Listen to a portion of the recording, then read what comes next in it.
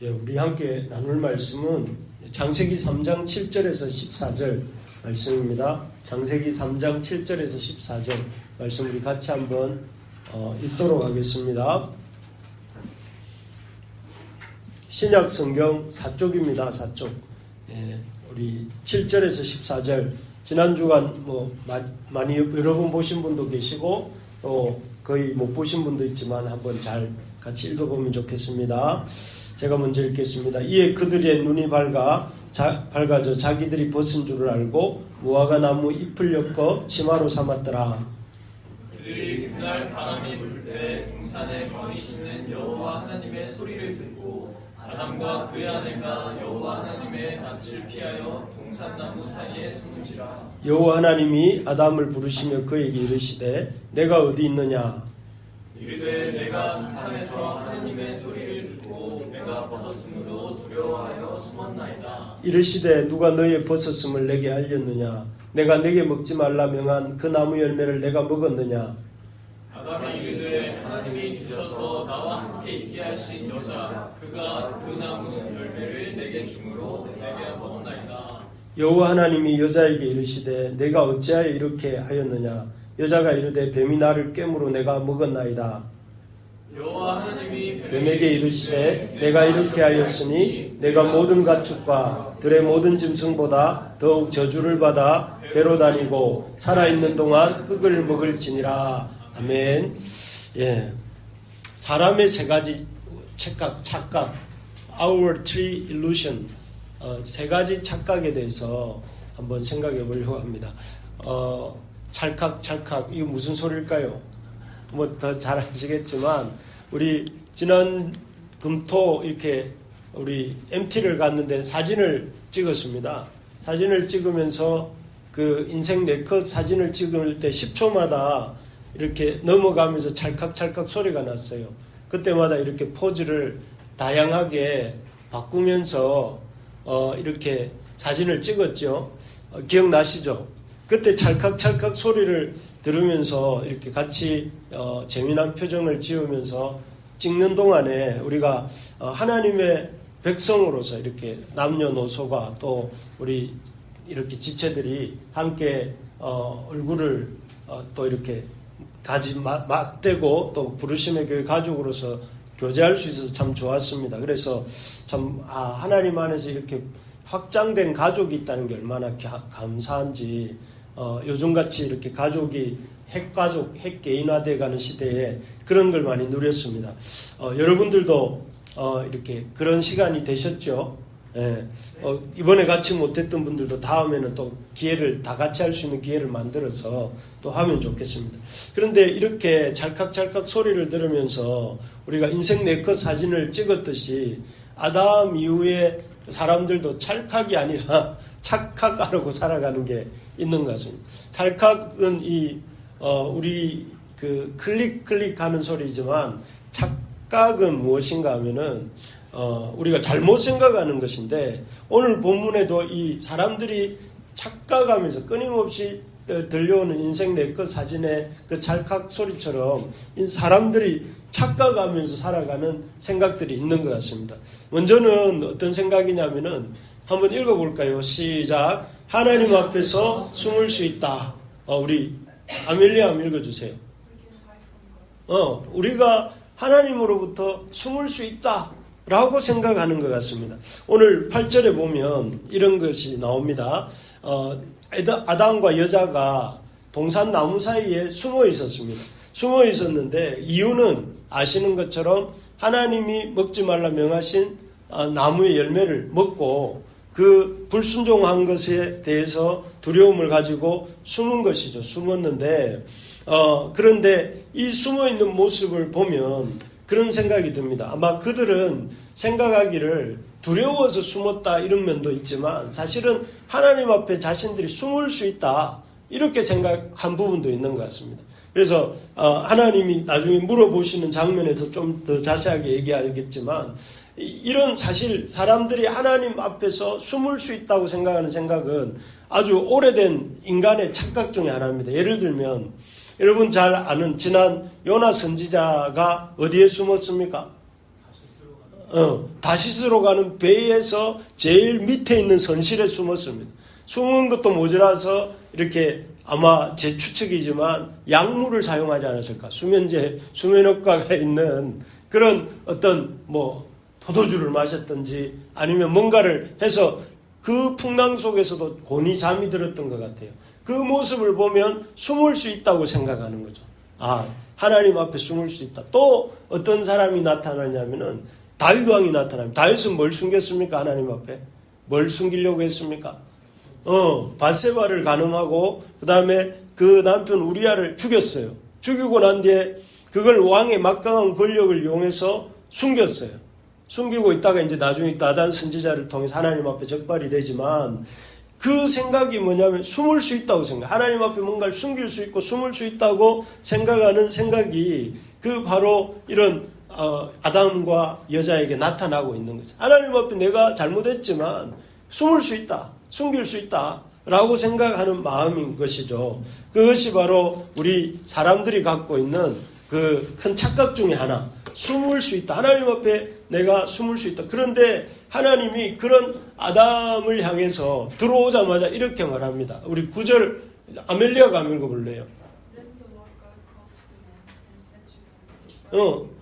하나님이 에덴 동산에 탁 들어오자마자 어떻게 하시냐면은 그 아담이 있는 곳을 향하여서 아담아 내가 어디 있느냐.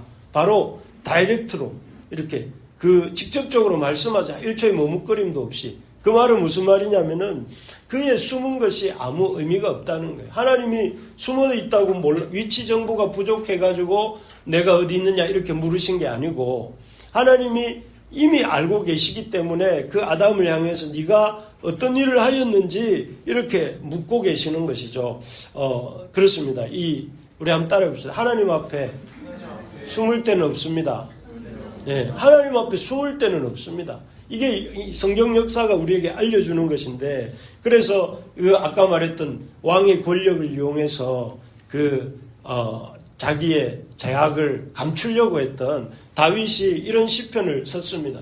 다윗이 뭐라고 썼느냐, 우리가 너무 아름답게 읽는 시편이지만 사실은 이 다윗의 죄의 고백이 담겨있는, 참회의 고백이 담겨있는 그런 시편이라 할 수 있죠. 여기 보니까 내가 주의 영을 떠나 어디로 가겠습니까 하면서 하늘에 올라갈지라도 또 그 스월에 내 자리를 펼지라도, 스월이 지옥이란 말이죠. 저 하데스, 저 땅속 깊은 데에 있다고 옛날 사람들은 생각했는데 저 땅속 깊은 데 가서 내가 자리를 펼지라도, 또 그리고 여기 보면 새벽 날개를 치고 저 바다 끝에 거주할지라도 거기에도 뭐가 있다고요? 10절 우리 다 같이 읽어봅시다. 시작. 거기서도 주의 손이 나를 인도하시며 주의 오른손이 나를 붙드시리이다. 거기서도 주님의 손이 나를 붙든다. 이렇게 고백을 합니다. 여기에 보면 다윗은 자기가 하나님 앞에 숨을 데가 없었다는 것을 이렇게 표현한 것이 지적으로 표현한 것. 도저히 하나님 앞을 떠나서 저 하늘 위에 저 땅속 깊이 저 바다 끝에 가더라도 숨을 수가 없었다 하는 것이 이 다윗의 고백이고 사실은 모든 사람들의 고백입니다. 그래서 여러분 우리가 범죄하였을 때 또 우리는 연약하니까 범죄할 때가 늘 있죠. 늘 넘어지고. 그런데 그 범죄하였을 때 어떻게 해야 됩니까? 1번 숨는다. 아담과 여자처럼 숨는다. 두 번째 아니면 다윗처럼 감춘다. 자기의 잘못을 감춘다. 없는 것처럼 행동한다. 그리고 아니면 요나처럼 도망간다. 저 배로 다시서 가는 배 타고 도망간다. 우리가 다 취하는 방법들이 다 숨기거나 숨거나 아니면 도망가거나 없는 것처럼 행세하거나 그러지만 그런 것들로는 해결할 수 없다는 거예요. 여러분 진짜 지혜로운 사람은 아플 때 빨리 병원을 가가지고 고치는 사람이잖아요. 병을 안고 계속 이렇게 키우면 어떻게 돼요? 그 병이 그 사람 존재 자체를 없애버리잖아요. 그러니까 여러분 지혜로운 사람은 이 둘째 아들 같은 사람, 둘째 아들. 둘째 아들은 누구죠? 누가복음 15장에 보면 둘째 아들이 참 이렇게 말을 합니다. 내가 하늘과 아버지께 죄를 지었사오니 지금부터는 아버지 아들이라 일컬음을 감당치 못하게 싸우겠나이다 하면서 뭐라고 말하면 그 다음부터 우리 같이 읽어볼까요? 나를 품꾼의 하나로 보소서 하리라 하고 아버지께로 돌아오는 거예요. 둘째 아들이 다 잘못했지만 그나마 잘한 것이 무엇이냐면은 아버지께로 돌아온 거예요. 아버지께로 돌아온 거예요. 아버지께로 돌아올 때에 그가 그 한마디가 그의 인생을 바꾸는 한마디였어요. 내가 아버지께로 돌아가야 되겠다. 이렇게 고백하잖아요. 그리고 그렇게 고백하고 돌아왔을 때 아버지가 어떻게 하는가 하면은 이렇게 합니다.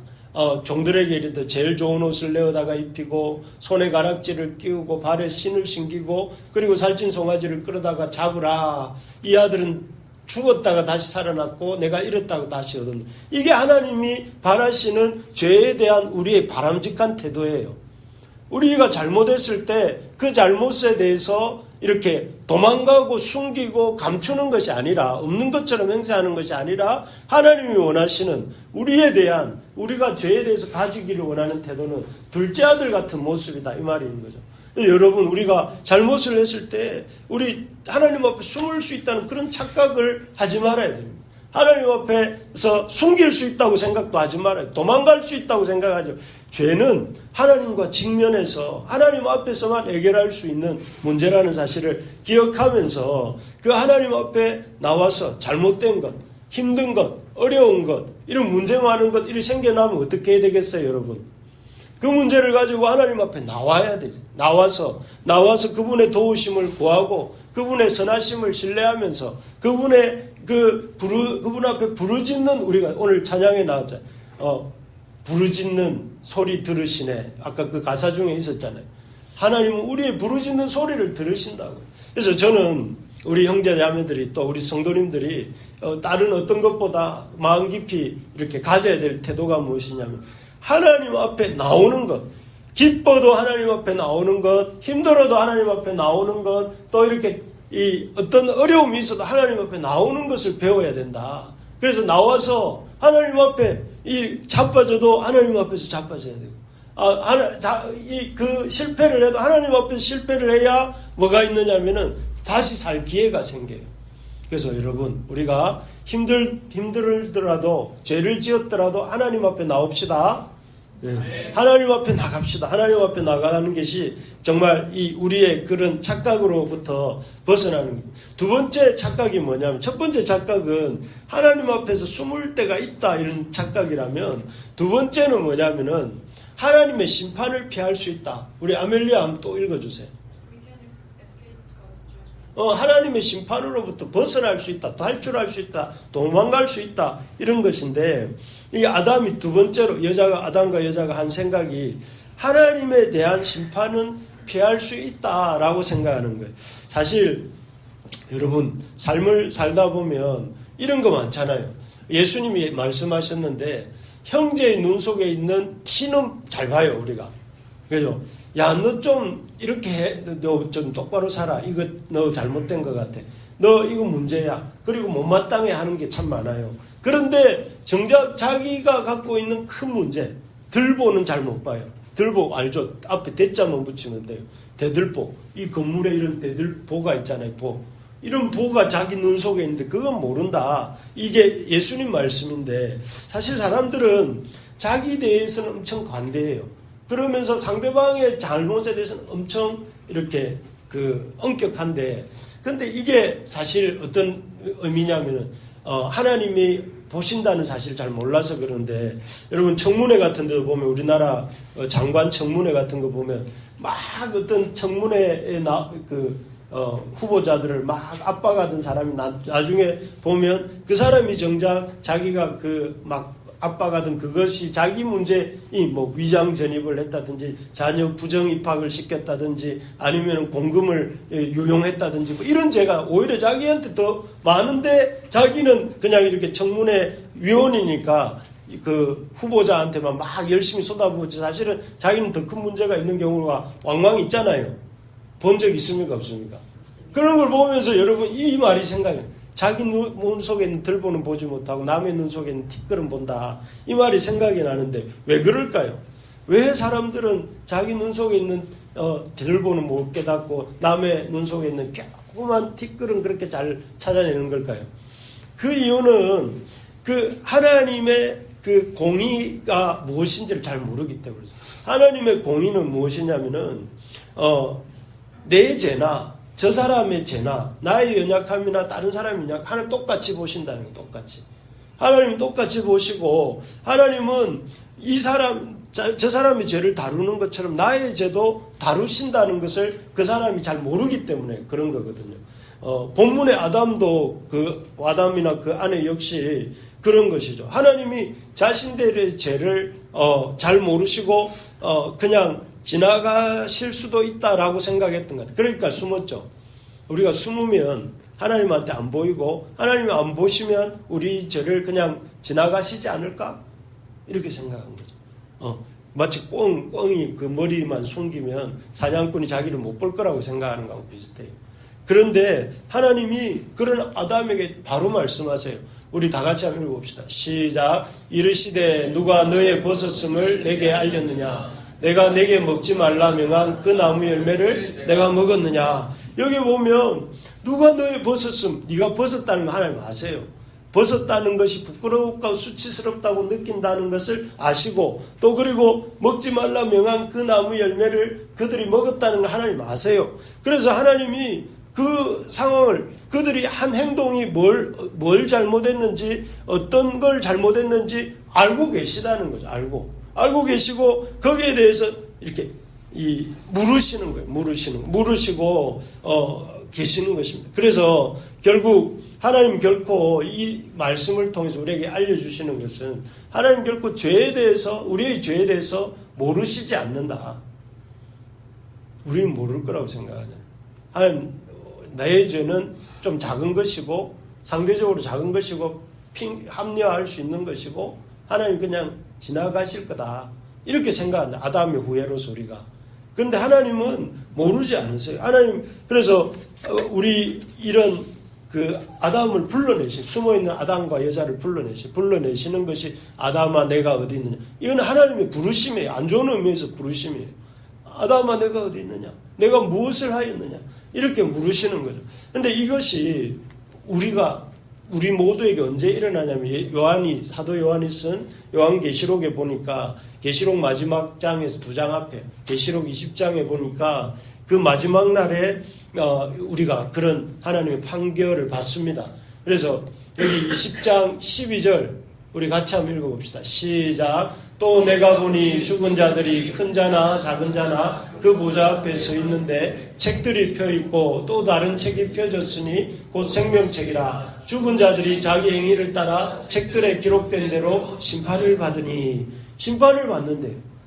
여기 보니까 큰 자나 작은 자, 큰 자나 작은 자나 가릴 것 없이 다 자기 행위를 따라 책들에 기록된 대로 심판을 받는다는. 어떤 사람도 예외가 없이 자기가 산 삶에 대해서 평가를 받는다. 하나님이 주신 시간을 가지고 그 사람이 어떻게 사용했는지를 보시고, 하나님이 주신 그 물질을 가지고 어떻게 사용했는지 보시고, 하나님이 주신 그 육신을 가지고 그 육체를 어디에 들여 사용했는지, 그 자기 욕망을 충족시키고 자기 마음대로 마음껏 누리는 데 쓰고 살았는지, 아니면 그 주신 분의 목적을 따라서 시간과 물질과 또 우리의 몸을 썼는지 보시고 그 행위를 따라 기록한 대로 심판을. 여러분, 하나님 우리를 기록하신다는, 마치 CCTV가 죄인들의 그 잘못된 행실들을 잘 기록하고 있는 것처럼 하나님도 우리의 삶을 기억하고 계시다는 거예요. 그래서 우리 옛 신앙 선배들은 늘 코람데오를 강조했어요. 코람데오를. 하나님 앞에서 정직하게. 요셉이 그랬잖아요. 내가 이 큰 죄를 범하여, 포디발의 처가 유혹을 하니까 내가 이 큰 죄를 범하여 하나님 앞에서 죄를 지을 수 없습니다 라고 해서 그 청소년 요셉이 이 농염한 그 포디발의 처의 그런 육체적 유혹을 이겨낼 수 있었던 이유가 존전의식. 하나님 앞에 내가 그 죄를 지을 수 없습니다. 그래서 여러분, 분명한 것은 성경이 평가를 한다는. 그리고 그날에 유일하게 건짐을 받는 사람들은 어떤 사람이에요? 생명책에 그 이름이 기록된 사람들. 모든 사람들이 그 행위를 따라 기록된 대로 심판을 받지만 유일하게 그 행위를 따라 기록된 대로 심판에서 면제함을 받는 사람들은 누구냐면은 생명책에 기록된 사람들. 이 구원함을 얻는 거예요. 그래서 13절에 보면 여기도 보니까 사람들을 죽은 자들을 다 하나님 앞에 서게 될 것이고 그들이 각 사람이 자기 행위에 따라 심판을 받는다 이렇게 말씀하십니다. 그래서 참으로 인생은 그냥 결산이 없는 게 인생이 아닙니다. 인생은 그냥 살다가 죽으면 끝나는 게 인생이다. 이거 마귀 거짓말입니다. 우리의 행위가 어땠든지 그 행위가 하나님 앞에서 그 행위에 대해서 내가 잊어버리니까 하나님도 잊어버린다 아니고 내가 잊어버리는 거하고 상관없이 하나님은 기억하신다는 기록하시고 기억하신다는 것. 그래서 여러분 이게 우리에게 기쁨이 되기도 합니다. 여러분 하나님 앞에서 하나님 생각하면서 헌신한 거 많이 있죠. 하나님 앞에 살면서 하나님 생각하면서 선택하고 헌신한 게 많습니다. 그런데 그거 하나님 기억하신다는 거예요. 여러분 하나님 앞에 잘 섬기기 위해서 수고하고 어떤 사람이 두레돈 낸 사람 있죠. 그런 사람 하나님 기억하신다는 거예요. 하나님이 우리를 저는 이 말씀 준비하면 그런 생각이 들어요. 하나님 내 삶을 기억하시는구나. 감사하다. 이런 생각도 들고 또 한편으로는 내 이름이 생명책에 기록되어 있는 것이 감사하다. 이런 생각을 했는데 어쨌든 하나님 기억하시고 그것에 대해서 평가하신다. 그래서 우리가 늘 이걸 생각하면서 살아야 돼요. 하나님의 결산을 생각하면서 삽시다. 이 말을 여러분 마음에 새기셔야 돼요. 하나님의 결산을. 여러분 하나님이 결산하십니다. 왕이 돌아왔을 때 내가 네게 맡긴 달란트 어떻게 썼니? 난 너한테 이런 달란트 줬다. 네 수학 잘하잖아.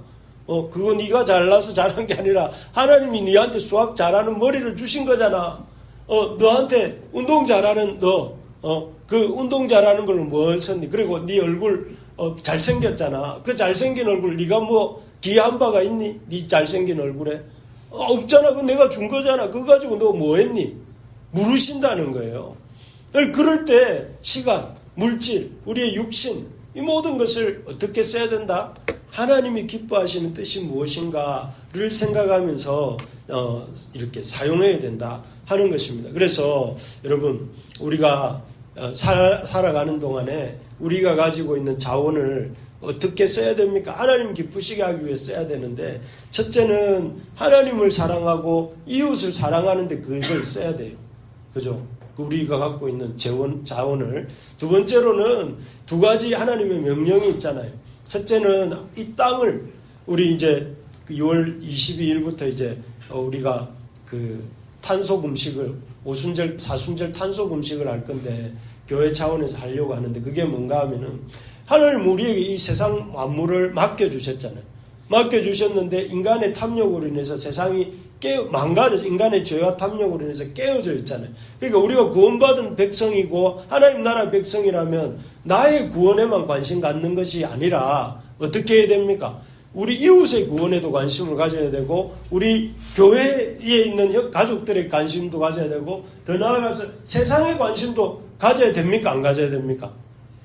깨어져 있어. 세상이 다 지금 막 이 생태계도 깨어져 있고 우리 가족들도 깨어져 있고 그런 우리 이웃들 중에도 깨진 사람들이 많아요. 그러면 우리가 그 사람들을 어떻게 해야 된다고요? 그 사람들을 내가 받은 회복과 사랑의 은혜를 가지고 사랑하고 섬기는 게 우리가 할 일이란 말이에요. 그걸 우리가 깨닫기 위해서 사순절 탄소금식에 우리 참여하면 교회가 참여하는 교회마다 이렇게 돈을 10만 원씩 냅니다. 거기에 그 행사를 주최한 본부에 내면은 그 10만 원 가지고 뭐 하냐면은 작년에 그 안동하고 영덕하고 이쪽 그 경북 지방에 큰 산불이 났잖아요. 산불이 나가지고 얼마 면적이더라? 여의도 면적보다 훨씬 더 많은 면적이 산림이 다 타버렸대요. 거기에 이제 묘목을 심는데 우리가 기부한 돈이 쓰인다고 해요. 나무 심는데. 그래서 우리가 거기에 참여하려고 합니다. 왜 돈 없는 가난한 개척교회가 왜 그런데 합니까? 우리는 가난하지도 않고 돈은 없지만 가난하지 않고 우리가 해야 될 일은 이 땅에 하나님 나라를 이루어가는 일이고 이 땅에 하나님 나라를 이루어가는 일에 관심이 많지 우리는 우리가 잘 되는데 관심이 많은 건 아니거든요. 그거를 우리가 작지만 우리의 몸짓으로 이렇게 한번 동참해보자 하는 취지로 여러분 6주간 해보려고 합니다. 그래서 여러분, 우리가 우리 자원을 가지고 하나님 어디에 쓰기를 원하시냐면은 하나님 나라를 이루어가는 일과 또 하나는 영혼 구원하는 일에 쓰이기를 원하세요. 그래서 저도 건축을 전공했는데 목사가 되었어요. 이유가 뭡니까? 건축이 덜 중요하다 이게 아니고 제가 생각해 볼 때 더 긴급한 부르심이 이 일이라고 생각을 했기 때문에 저는 그 콜링에 응답해서 여기에 섰고 그래서 지금도 부르심의 교회를 섬기고 있는 거예요. 여러분들에게도 그런 하나님 앞에 내 인생의 시간과 물질과 자원을 어떻게 써야 될지를 이렇게 하나님을 염두에 두고 이렇게 그것을 초이스하는 선택하는 저와 여러분들 되시기를 바랍니다. 네, 마지막입니다. 마지막 하나님의 우리 한번 같이 읽어봅시다. 시작. 하나님의 심판은 실제가 아니다. 우리 아멜리아. 네, 하나님의 심판이 과연 실제가 아닐까요? 하나님의 심판을 실제가 아니라고 생각합니다. 예, 그래서 사실 아담과 아내가 범죄하게 된 이유가 뭐였냐면 하나님의 심판이 실제가 아닐 거라고 생각했어요. 뱀이 이렇게 유혹했죠. 뱀이 여자를 어떻게 유혹하냐면 결코 죽지 않는다 하면서 세 가지 좋은 거짓 환상을 심어줘요. 일루션을 심어줘요. 첫 번째가 뭡니까? 너희가 그것을 먹는 날에는 이렇게 돼 있죠. 눈이 밝아진다. 저는 노안이 와가지고 눈이 밝아졌으면 좀 좋겠어요. 여러분들 중에도 지금 눈이 어두운 사람들이 많은데 눈이 밝아졌으면 얼마나 좋겠어요. 이 안경도 안 끼고 렌즈도 안 끼고 라섹도 안 하고 라식도 안 해도 눈이 밝아지면 얼마나 좋겠어요. 이 뱀이 그런 유혹을 아담과 하와에게 한 거예요. 네 안경 벗을 수 있어. 물론 아담이 안경은 안 꼈겠지만 그런 마음이 안경 낀 여러분들이 답답하게 느끼는 그런 부분을 건드린 거죠. 두 번째가 뭐라고 했어요? 하나님과 같이 돼. 너 지금 여러 가지 부족한 부분이 있죠. 사실 별로 없어질 것 같은데 하나님과 같이 될 것이야. 그리고 뭐라고 말을 합니까? 선악을 알게 될 거야. 지식을 주고 지식에 대한. 그러니까 이 거짓말을 믿고 거짓말을 들으니까 그 아담과 여자의 마음 속에 일루션이 온 거예요. 환상, 착각이 온 거죠. 어떤 착각이 왔느냐면은 그렇게 될 거라고 생각을 했어요. 그래서 용감하게 그 불순종하죠. 용감하게 하나님이 먹지 말라 말씀하신 선악과 열매를 따먹습니다. 따먹고 그리고 그 결과 이 어떤 일이 일어납니까? 그 결과 우리가 잘 아는 것처럼 결국은 나중에 이 저주를 다음 주에 보게 될 것입니다. 우리 여러분 요즘 창세기 본문을 열심히 보고 있습니까? 성경 통독도 힘든데 목사님 창세기 본문 그래서 힘든 줄 알고 우리가 한 본문을 한 주간 우리가 함께 보자 이렇게 말씀드렸잖아요. 기억나십니까? 저런 게 있었지. 한 주간 우리 창세기 저는 지난 한 주간 창세기 3장 7절부터 14절을 가지고 4번의 설교를 했습니다. 오늘로 치면 5번째 설교입니다. 그러니까 한 본문을 계속해서 보고 있어요. 보고 있고 여러분들한테는 그까지 요구하지 않지만 적어도 한 주간에 한 번이라도 이렇게 봅시다. 봄으로서 뭐가 필요해요? 여러분 우리가 한 공동체라는 것은 한 생각을 해야 한 공동체 아니겠습니까? 예를 들어서 우리 집안에 어려움이 있다. 우리 집안에 걱정거리가 있다 이러면 한 공동체라면 어떻습니까? 같이 고민을 해야 되지 않겠어요? 그렇군요 목사님 우리 교회에 이런 걱정거리가 있네요. 우리 교회 식구 중에 누가 이래 아프네요. 밥만 같이 먹어서 식구가 아니라 생각을 같이 하고 삶을 같이 하고 아픔을 같이 하고 이래야 우리가 한 식구를 할 수 있지 않겠어요? 그런 차원에서 제가 저도 힘들지만 한 본문을 가지고 한 주간 동안 우리 다 함께 묵상하자. 이걸 제가 이렇게 밀고 가고 있는데 저도 힘에 붙여요. 힘에 붙이는데 여러분 좀 같이 힘을 좀 실어주세요. 그래서 여러분 다음 주간에 제가 이 뱀이 말에 불순종한 결과가 아담과 하와에게 어떻게 나타나게 되는지 말씀드릴 거예요. 말씀드리는데 오늘은 그 중에서 이 뱀에게 내린 저주만 우리가 보고 마무리하겠습니다. 뱀에게 어떤 저주가 내렸느냐 하면은 뱀에게 이렇게 내가 모든 가축 것들의 모든 짐승보다 우리 여기부터 같이 읽어볼까요? 더욱 시작. 더욱 저주를 받아 배로 다니고 살아있는 동안 흙을 먹을지니라. 여러분 사실 뱀에 대해서 3장 1절에 묘사했던 거 기억나는 사람? 가장 강교하더라 할 때 강교하다고 했는데 그게 영어로 크래프트라는 단어를 썼는데 그 의미가 뭔지 아십니까 여러분? 우리 느낌은 커닝, 교활하다 뭐 이런 느낌이지만 예수님은 이렇게 말씀하셔서 뱀에 대해서 너희는 여기 같이 또 하면 그러므로부터 시작 그러므로 너희는 뱀같이 지혜롭고 비둘기같이 순결하라. 뱀이 강교하고 아주 안 좋은 거라면 예수님 제자들한테 이렇게 말씀하셨을까요?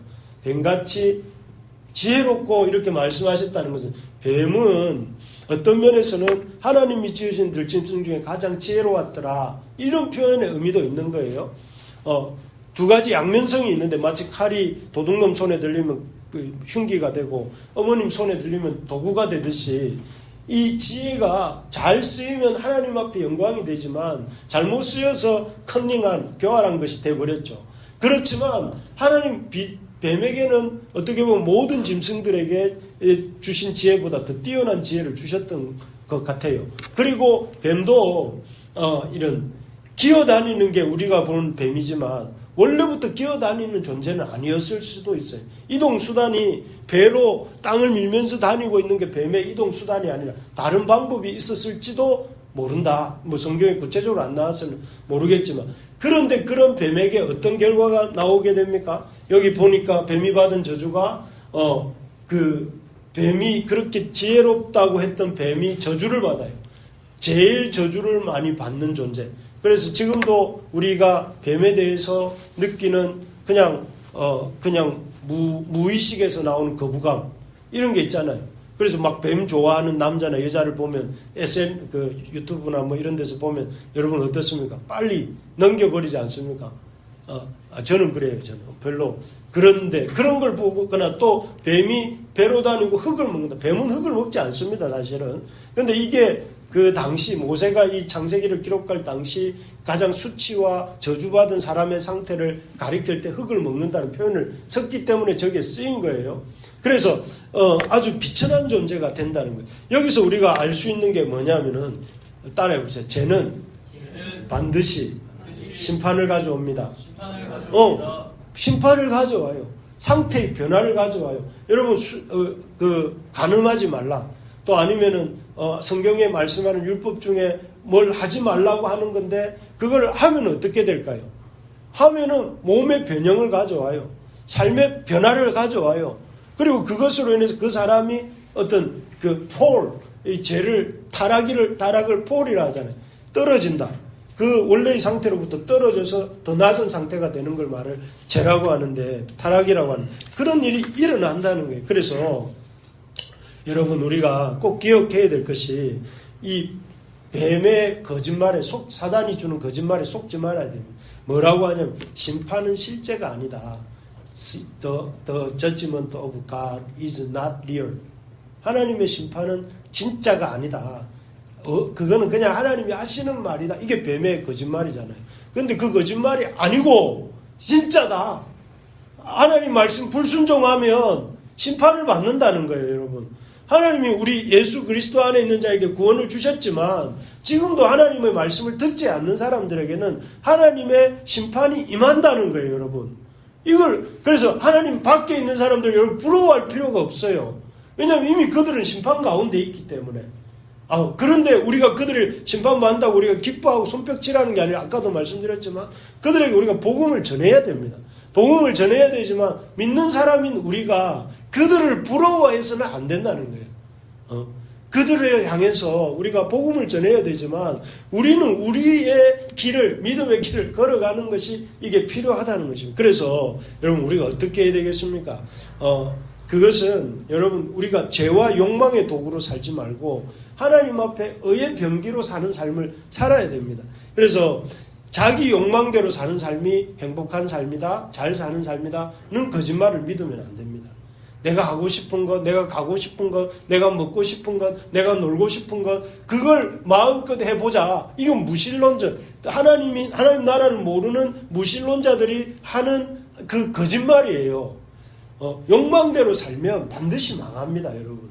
성경이 그렇게 말하잖아요. 그렇기 때문에 우리가 진짜 잘 사는 삶은 하나님의 영원한 하나님 나라를 믿고 이미 하나님 나라가 주님의 오심으로부터 시작되었고 그 하나님 나라를 우리는 살고 있잖아요. 완성을 향해 가고 있잖아요.